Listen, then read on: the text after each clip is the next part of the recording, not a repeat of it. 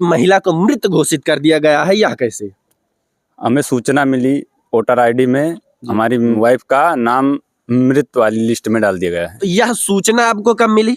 आज सुबह। आज सुबह जी। आपका क्या नाम हुआ? विकास तिवारी। आपकी पत्नी का? आरती। उम्र? 23 साल। गांव? दादरा।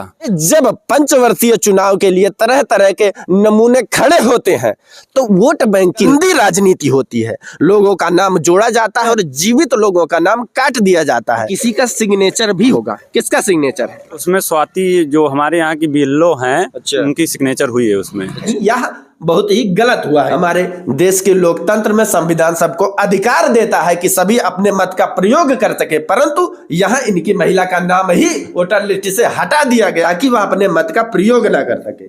यह एक बहुत बड़ा अपराध है और ऐसे कर्मचारियों पर, ऐसे लोगों पर कार्रवाई होनी चाहिए ताकि दोबारा इस प्रकार की घटनाएं न घटित होने पाए। जैसे ही इस भाई को सूचना मिली तब से सुबह से यह कुछ खाया पिया नहीं है। लगभग हमारे पास 5 बार फोन कर चुका है कि भैया आकर खबर दिखा दीजिए। यह भाई इस समय भावुक है, इसके पास शब्द नहीं है कि यह अपनी बातों को ठीक तरीके से रख सके।